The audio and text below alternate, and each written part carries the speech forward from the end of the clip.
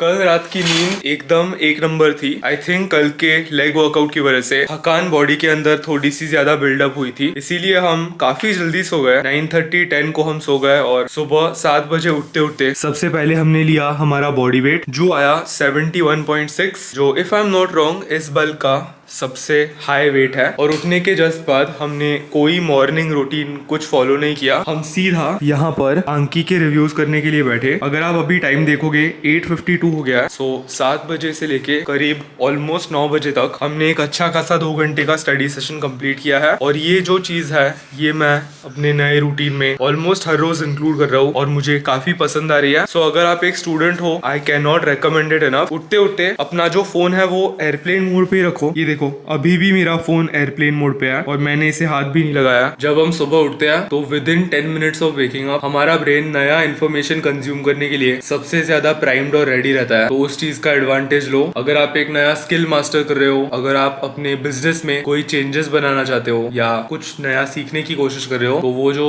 Highest priority task है उसे सुबह उठने के 10 सेकंड के अंदर चालू करो और आप देखोगे कि प्रोक्रेस्टिनेशन भी छोड़ो, आप उस 1.5 या 2 घंटे के सेशन में जो भी काम कंप्लीट करोगे, जो भी क्वालिटी ऑफ वर्क होगी वो बहुत ही हाई रहेगी। एनीवेज आई थिंक हम इससे एक टेम्पररी ब्रेक लेके अब हमारा दिन शुरू कर सकते हैं। ये देखो मैंने कुछ शेव वेव भी नहीं किया है, दाढ़ी जो भी कल किया है वो ऐसे ही है, पर मैं काफी खुश हूँ क्योंकि इसकी वजह से मेरे दिन को एक बहुत अच्छा स्टार्ट मिला है। अभी हम फाइनली कॉफी बनाएंगे और फिर दिन के सारे काम चालू करेंगे।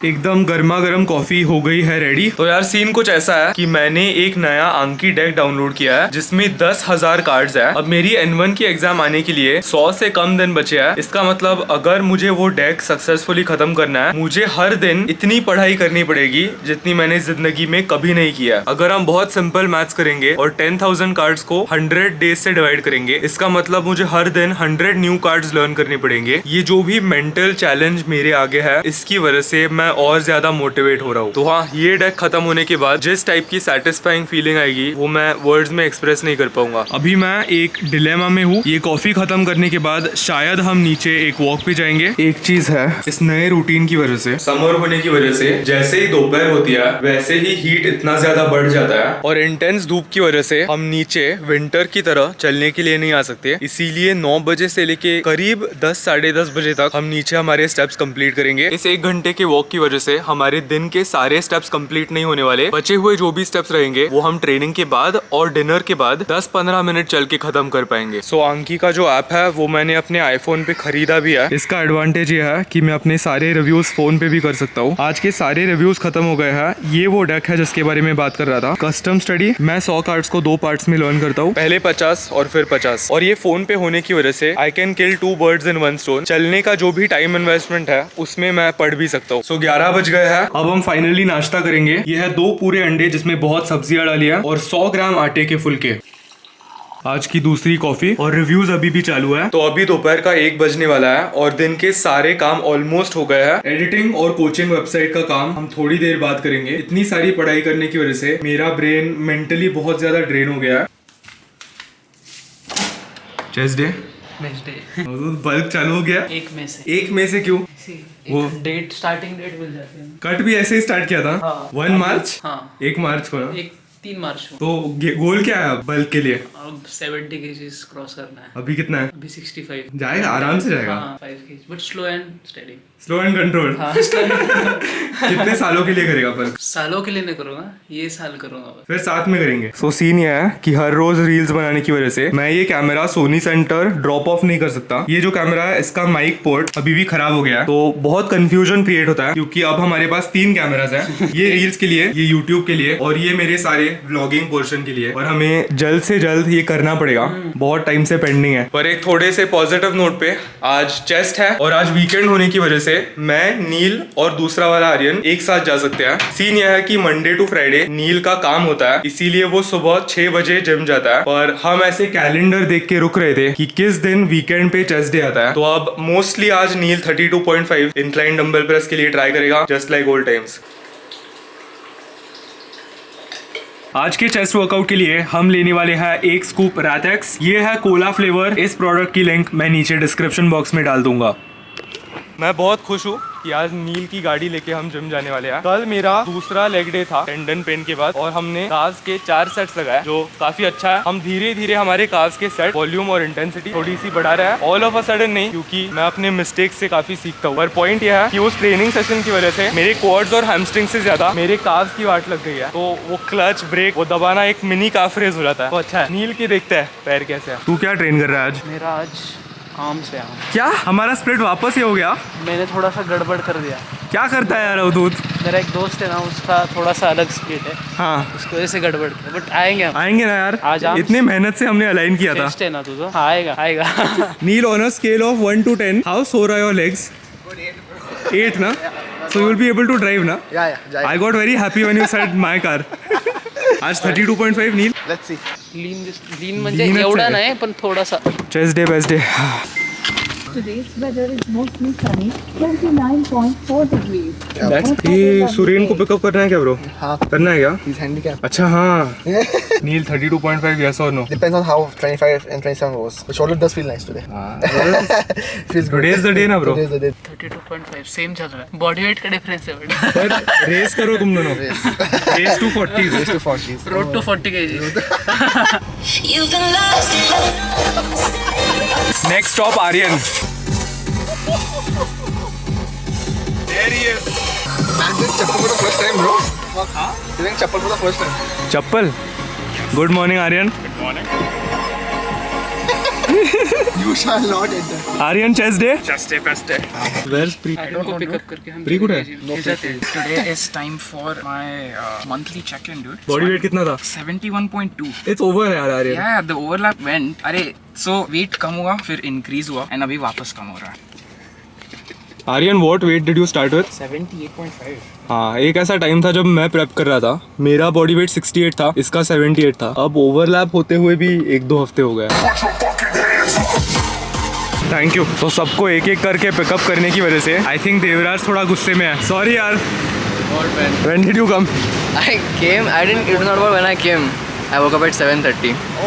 ठीक है. मैंने कुछ खाना नहीं खाया. So. ओ बेचारा। Yeah. कुछ खिलाया क्या तुझे? हाँ. हाँ। I had a Kit Kat. Devraj chest day. Best day, bro. अवधूत, हम सब ऐसे चेस्ट मार रहे हैं, तुझे ट्रेन करने का मन नहीं कर रहा क्या? करता है. Okay, na? Because it wasn't, so it opened again to check if anyone wants to go up. Some stupid logic, bro. Bro, ask the lift. It'll tell you. How do I ask that? Neil, ask the lift. Ask I'll right now, Neil. Bro, how do you go?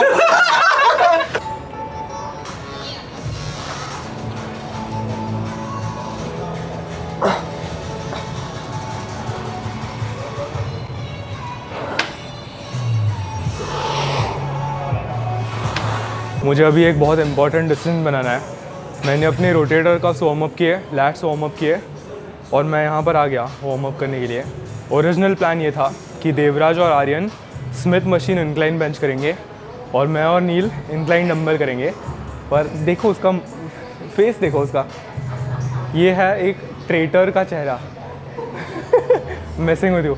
सो अब मैं सोच रहा हूँ कि मुझे यहाँ पर थोड़ा फोमो लग रहा है। अब सब वहाँ पर मशीन पे है, क्या करें? एक और वार्म अप सेट करता हूँ, फिर डिसाइड करता हूँ। I am watching Neel, I am watching.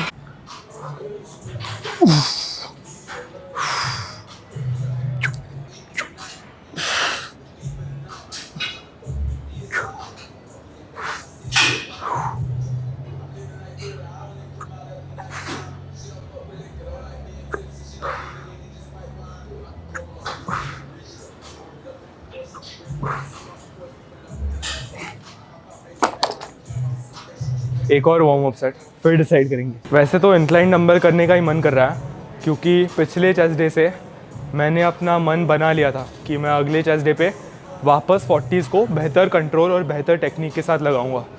सो इन अ वे मुझे खुद को डिसअपॉइंट नहीं करना है। मे बी हम ऐसा भी कर सकते हैं, इसका एक टॉप सेट करने के बाद फिर उनको वहाँ पर ज्वाइन कर सकते हैं।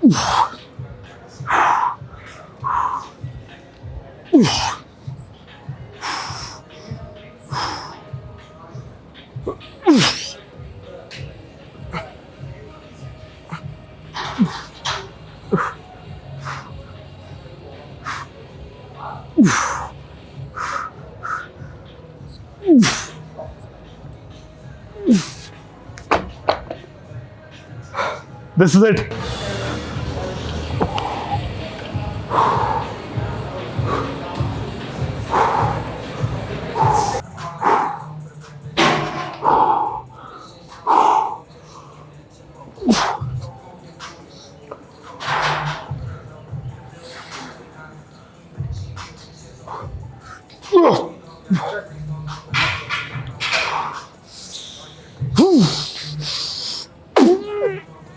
Help. Yeah. चल.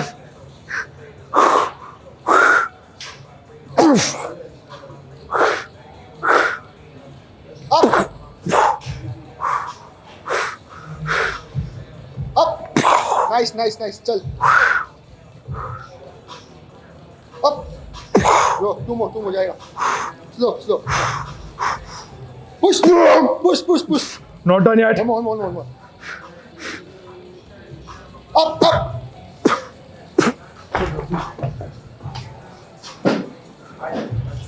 That was good. Thank you. Wow. अच्छा डिसीजन था. ये जो बिग कंपाउंड मूवमेंट्स है, इनके बारे में मेरी फेवरेट चीज़ यही है कि सेट करने के पहले मेरी मेंटालिटी बहुत फॉर्म होती है. अगर ये सेम चीज़ इंक्लाइन स्मिथ मशीन पे होती, ऑफ कोर्स मैं उस सेट को अपना 100% देता. पर डंबल्स के साथ, फ्री वेट डंबल या बारबेल मूवमेंट्स के साथ जो फियर कंपोनेंट होता है, क्या जाएगा कि नहीं. जब डंबल यहाँ पर मेरे पैरों के ऊपर रहता है तो feeling how heavy it is, एक टाइप का सेल्फ डाउट आता है. पर फिर you get in the zone, music flow होना स्टार्ट होता है, आपके सारे दोस्त आपको हाइप अप करते हैं. और उस स्टेट ऑफ माइंड में जब आप सेट सक्सेसफुली परफॉर्म करते हो, no better feeling. I feel like ऐसे मूवमेंट्स हर दिन पे होने से आपका माइंडसेट बहुत ज़्यादा फॉर्म होगा. और अगर आप ऐसे डरावने मूवमेंट्स पे अच्छे इंटेंसिटी के साथ ट्रेन कर सकते हो, if you can really conquer and master the weight, तो बाकी के मशीन्स और accessories piece of cake. What a set. अब हम जाके उनको इंक्लाइन स्मिथ मशीन पे ज्वाइन करेंगे. यही चीज़ मुझे अपनी ट्रेनिंग प्रिंसिपल्स के बारे में बहुत पसंद आती है. हमें इन टोटल आज चेस्ट के 6 hard set still failure achieve करने हैं. उन 6 सेट्स को मैं कैसे भी डिवाइड करूँ फ़र्क नहीं पड़ता. At the end of the day मैं सेम वॉल्यूम के थ्रू अपनी चेस्ट को अच्छे से हैमर कर रहा हूँ. So let's go. इसकी वजह से आज के ट्रेनिंग सेशन को एक बहुत अच्छा स्टार्ट मिला है. आई हैव टू से वन थिंग, पिछले टाइम जब मैंने अवधूत के साथ चेस्ट डे लगाया था, वो शाम को था जब मेरे पेट के अंदर ऑलमोस्ट 1800 कैलोरीज थे. उसकी वजह से उस टाइम ट्रेनिंग परफॉर्मेंस ऑब्वियसली ज़्यादा बेहतर था. आई थिंक मुझे उस सेशन में एक एक्स्ट्रा रैप मिली थी, और जो भी रैप्स मैंने लगाए वो थोड़े से ईज़ के साथ लगाए थे. But at the end of the day मैंने अपने चेस्ट से वो जो भी काम करने के लिए केपेबल है वो करवाया. I am happy. मैं ज़्यादा ओवरथिंक नहीं करने वाला. जाके इंक्लाइन स्मिथ मशीन पे 1 या मे बी 2 अच्छे सेट्स लगाते हैं. उसके हुडी के थ्रू दिख रहा है वो चेस्ट. चल Neel, one more. Big breath. Class.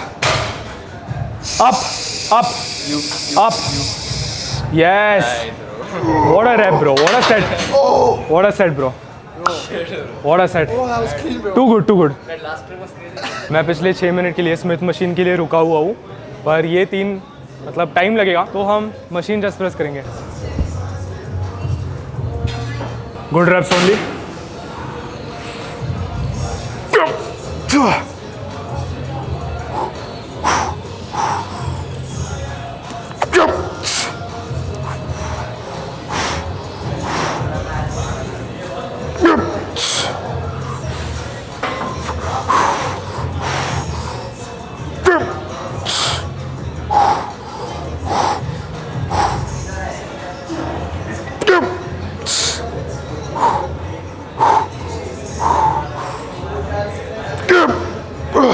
Not done yet.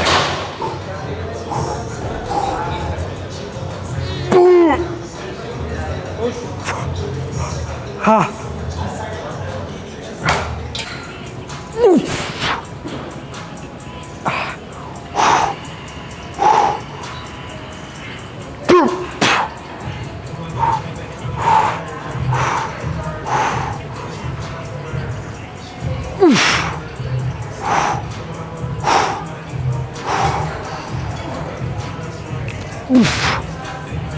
Light weight.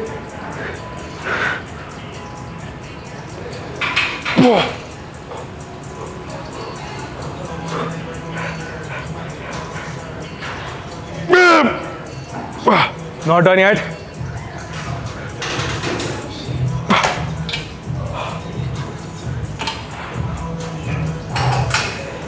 उस सेट का जो एग्जीक्यूशन था वो मुझे बहुत ज़्यादा पसंद आया। ये एक ऐसी चीज़ है जो मैं गोइंग फॉरवर्ड अपनी ट्रेनिंग में बहुत ज़्यादा इम्प्रूव करने की कोशिश करने वाला हूँ। एग्जीक्यूशन आई फील लाइक पूरा जो भी ट्रेनिंग प्रिंसिपल्स है उसके टॉप पे लाई करती है। एंड ऑफ कोर्स मैं इस चैनल पे जो भी एडवाइस देता हूँ वो सारा मसल बिल्डिंग और हाइपरट्रोफी ओरिएंटेड है।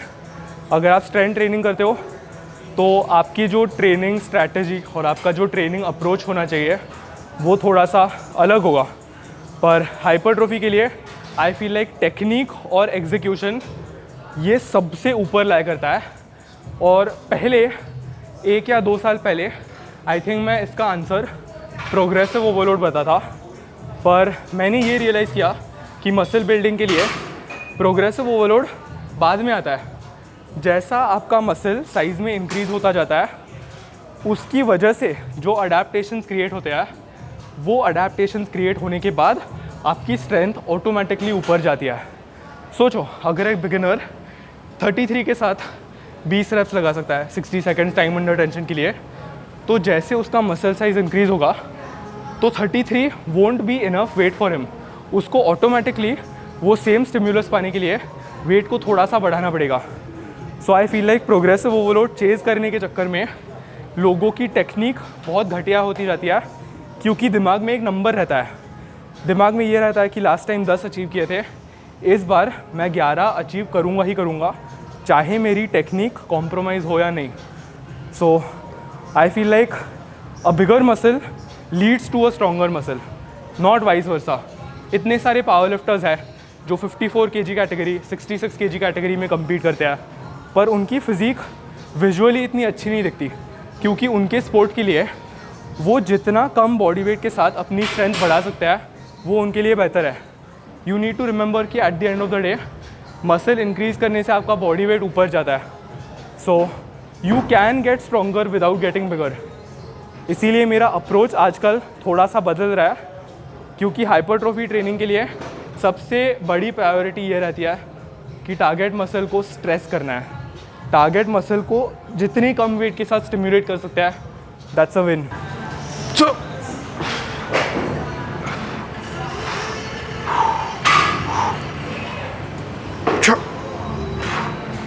Class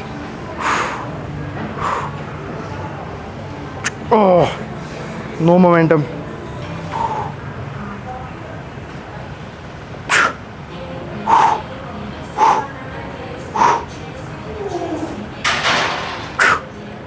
Not done yet.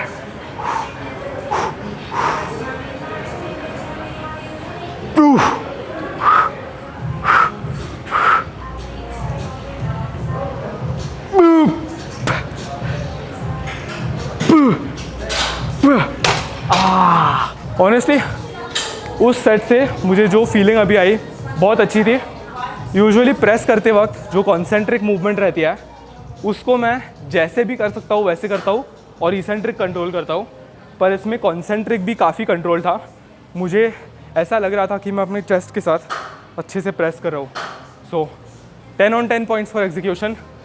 अब जाके शोल्डर्स की मेन कंपाउंड मूवमेंट लगाते हैं और फिर फ्लाइज और लैटरल्स के साथ आज का चेस्ट डे बेस्ट डे ख़त्म करते हैं। सो मैं अभी 6.5 सालों के लिए ट्रेन कर रहा हूँ और मुझे रिसेंटली पहली बार compete करने का मन कर रहा है, पर वो इस साल या अगले साल नहीं होगा। अगर मैं करूँगा तो आई फील ये एक काफ़ी लॉन्ग टर्म गोल होगा। मे बी 2026 या 2027 में जब हम एक अच्छा ऑफ सीज़न कंप्लीट करेंगे, may be even this bulk, अगर ये बल्क हम अगले 1, 1.5 या 2 सालों के लिए कंटिन्यूड रख सकते हैं और हमारा body weight slightly month by month increase करते करते अच्छा खासा मसल टिश्यू पुट ऑन कर सकते हैं, तो पोटेंशियली जब हम अगली प्रेप करेंगे या अगला प्रॉपर फैट लॉस फेस करेंगे तो वो शायद एक शो के लिए हो सकता है।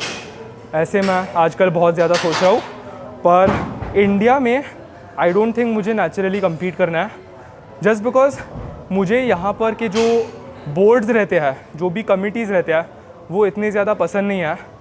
सो आई गेस अगर हम कम्पीट करेंगे तो मे बी WNBF के किसी इंटरनेशनल शो में कम्पीट कर सकते हैं। WNBF अगर आपको पता नहीं है, वो नेचुरल बॉडी बिल्डिंग के लिए Olympia level, it is the highest level at which a natural athlete can perform in body building. So अगर एनहांस्ड वाले लोगों के लिए मिस्टर ओलंपिया ये एकदम टॉप ऑफ द टीयर पे है, तो WNBF प्रो बनना ये नेचुरल बॉडी बिल्डिंग के लिए एकदम टॉप पे है।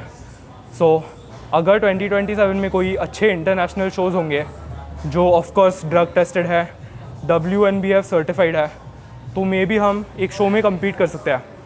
पर आई डोंट नो वाई यार, आजकल मुझे ये बहुत आ रहा है। मे बी बिकॉज हम इस साल एक बहुत ज़्यादा एथलीट फोकस्ड लाइफ जी रहे हैं।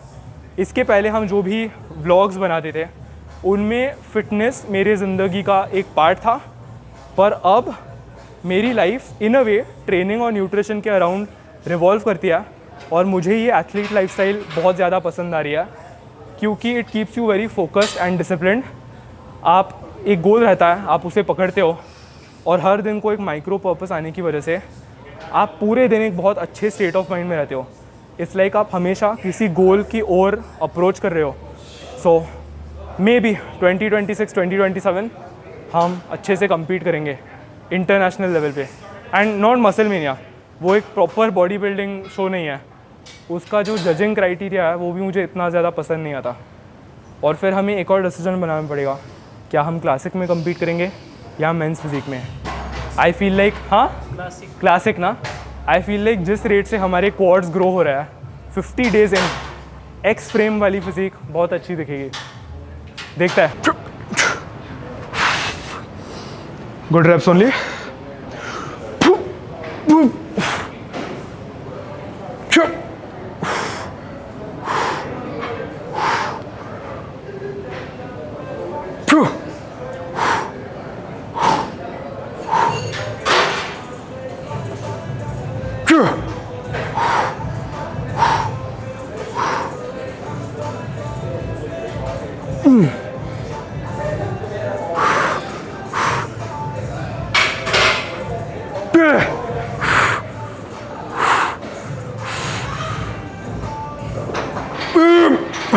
Not done yet. Class. Oof. Oof. Oof.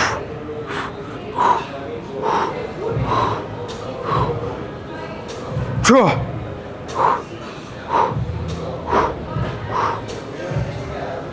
Draw.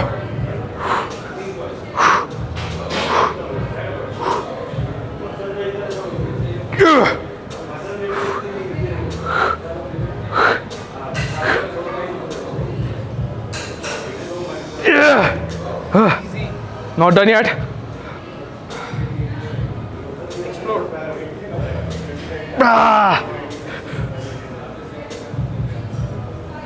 Execution पे ध्यान देने की वजह से रैप्स बहुत मुश्किल हो गया है, जो एक अच्छी चीज़ है, बुरी चीज़ नहीं है। बिकॉज़ अगर मैं कॉन्सेंट्रिक पे भी अच्छे से कंट्रोल में लगा रहा हूँ तो उससे स्टिम्युलस एक्चुअली बढ़ रहा है। लोगों को लगता है सिर्फ ऑन पेपर प्रोग्रेस मैटर करता है।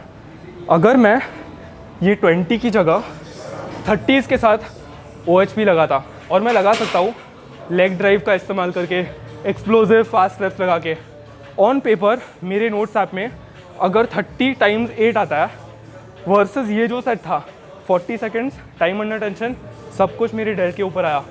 आप मुझे बताओ किस सेट से मुझे ज़्यादा स्टिमुलस मिल रहा है। I would like to argue कि ये जो 20s का सेट था उससे कोई एक्सटर्नल मोमेंटम नहीं था, सारे 40 सेकेंड्स मेरे डेल्ट्स के ऊपर थे। I would like to believe कि इससे मुझे ज़्यादा स्टिमुलस मिल रहा है। मुझे पर्सनली ये ज़्यादा लॉजिकल लगता है। So on paper progress isn't everything, और प्रोग्रेसिव ओवरलोड का ये सबसे अंडररेटेड तरीका है मसल के ऊपर टेंशन इंक्रीज़ करना, making it more difficult on your target muscle. बहुत अंडररेटेड है। देखते हैं अब, मैं जब भी ऐसे स्टार्टिंग में कुछ प्रीच करता हूँ ना, लोग बहुत बैकलैश करते हैं लोग बोलते हैं कि क्या बोल रहा है, ये नहीं है, वो नहीं है। 6 महीने के बाद जब मैं ये सारी चीज़ें कंटिन्यू करता हूँ और यही प्रिंसिपल्स के साथ अपनी फिज़िक इम्प्रूव करता हूँ, तब लोग बोलते हैं कि हाँ यार ये करेक्ट बोल रहा था, अब से मैं भी करूँगा। सो मैंने नोटिस किया है ऑडियंस को, लोगों को कैचअप करने के लिए थोड़ा सा टाइम लगता है, पर I want to be the example. मुझे लोगों को दिखाना है कि एक्सपेरिमेंटेशन से डरना नहीं। ठीक है, लोगों को लगता है कि अगर काम नहीं किया तो मेरे 6 महीने वेस्ट हो जाएंगे, but that's not wasted time. I feel like उससे आपको बहुत सारे लेसन सीखने को मिलेगा।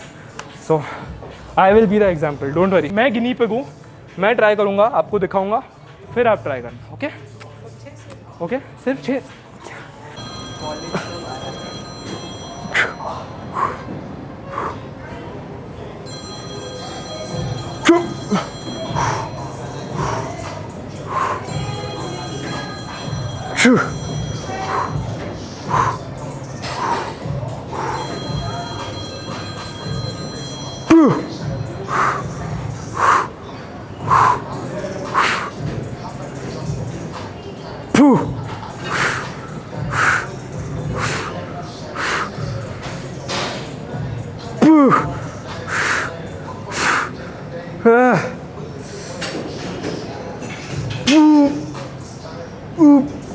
गुड रेप्स ओनली से भी बेहतर reps. Class execution, let's go.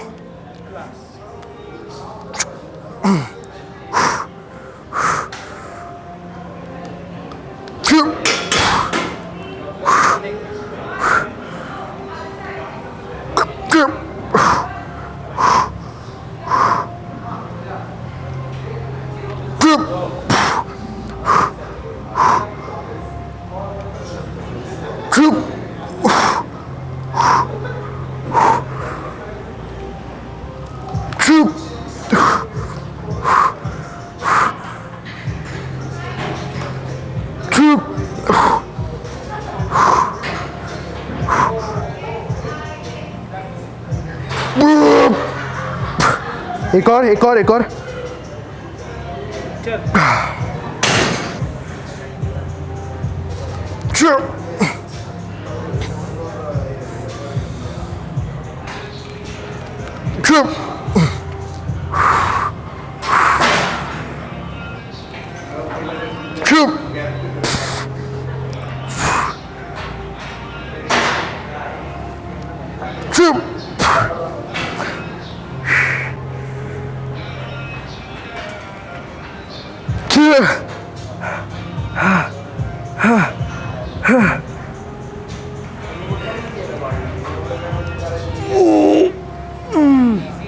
एक और।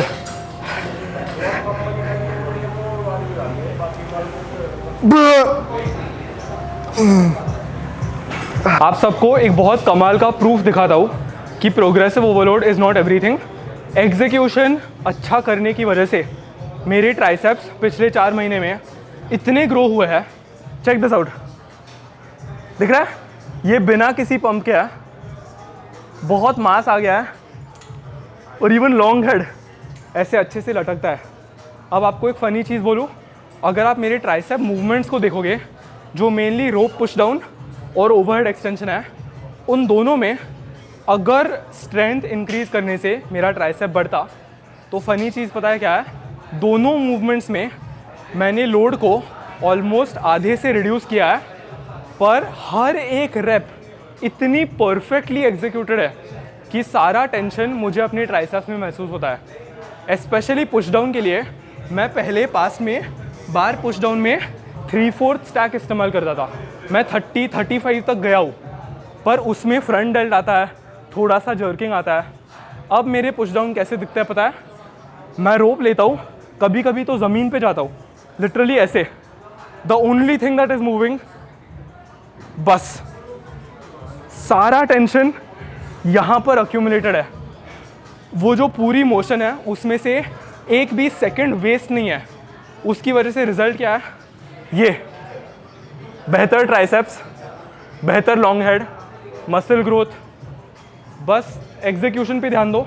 आई फील लाइक यही रीज़न है कि मेरे आर्म्स इतने ज़्यादा ग्रो हुए हैं। बाइसेप्स की भी बात सेम है। मेरी स्ट्रेंथ ऑन पेपर इतनी ऊपर नहीं गई है, पर जो टेंशन मसल के ऊपर हर सेशन में प्लेस होता है वो ऊपर गया है। उसका रिजल्ट क्या है? बेहतर स्टिमुलस, उसका रिजल्ट क्या है? बेहतर मसल ग्रोथ।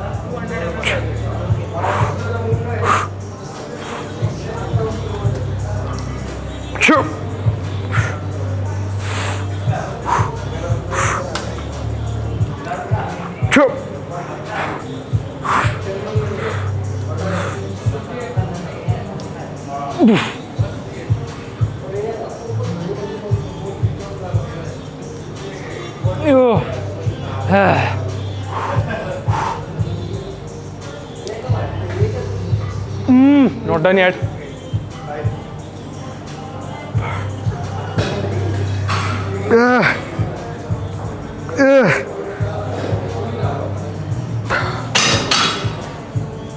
एकदम बेसिक ट्रेनिंग सेशन, थोड़े से प्रेस, थोड़े से फ्लाई मूवमेंट्स, शोल्डर्स के लिए एक कंपाउंड मूवमेंट, एक आइसोलेशन मूवमेंट। इससे ज़्यादा सिंपल चेस्ट वर्कआउट नहीं हो सकता। पंप देखते हैं, उससे मतलब है क्लास। थैंक यू यार। सो फोटोशूट के बाद जो फुलनेस मिसिंग थी वो अब अच्छे से वापस आ गई है और अब हम लीन और full at the same time दिख रहा है। सो ये बॉडी कॉम्पोजिशन पूरे साल मेंटेन किया तो मैं काफ़ी खुश हूँगा, बिकॉज़ अगर मैं थोड़ा सा फ्लफ़ी हो जाता हूँ ना तो डेफिनेशन चला जाता है और फिज़ीक काफ़ी सॉफ्ट हो जाती है। सो हमने प्रेप स्टार्ट करने के पहले जो फिज़ीक के साथ प्रेप शुरू की थी वो थोड़ी सी सॉफ्ट थी। सो ये body composition, this is class, क्योंकि फाइबर्स अभी भी विजिबल है। I don't want to lose my abs, this bulk. मुझे लोगों को दिखाना है कि बल्क करना is not equal to sumo wrestler बन जाना। हम एथलीट्स हैं, सूमो रेसलर्स नहीं है, स्ट्रॉन्ग मैन कम्पिटिटर्स नहीं है। ऑफ सीजन में भी एस्थेटिक दिखो और आप कर सकते हो, सब कोई कर सकता है। ये देखो, वाओ, नहीं बहुत बढ़िया है। फाइबर्स, ट्राइशंस और fullness. I would like to say कि ये हमारी पीक फिजिक है। फोटोशूट वाली फिजिक पीक नहीं थी, वो काफ़ी डिप्लीटेड थी।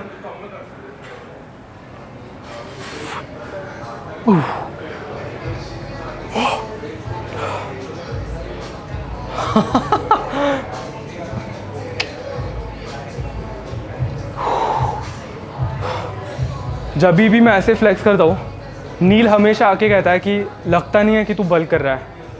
दैट मीन्स ये बल्क सक्सेसफुली प्रोसीड कर रहा है। थोड़ा इकड़े,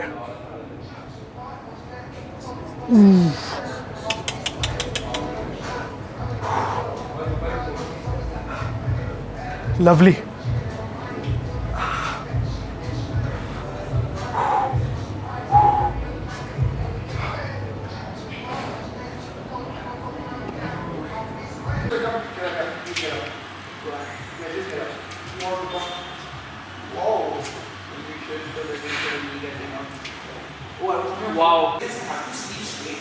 No, you don't need to.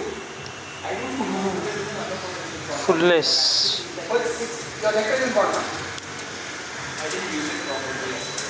Okay, but the necklace is gone. I think Chest day, Best day. properly like this one. I didn't feel anything. Oh.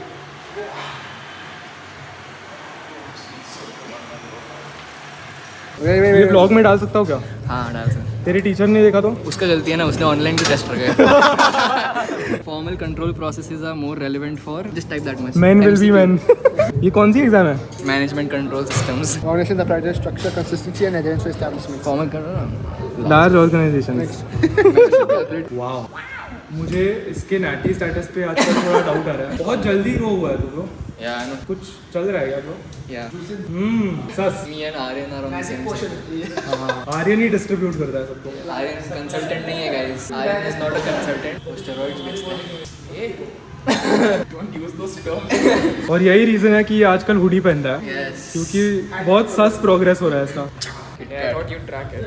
KitKat चले Let's go. Food measuring scale निकाल food measuring scale bro कितना होगा इसमें calories I'll tell you. Depends ना how much it No, veg dude. Guess this thing I you ate 10 calories ज्यादा होगा ना Bro, you have the packet. 50 50 Yes, the packet. 50 Cat's Pepsi, the weight 10 grams. more I'm saying it'll have more than 50. Per 100 grams. Oh, actually no. per Per 100 serve, grams This. अच्छा.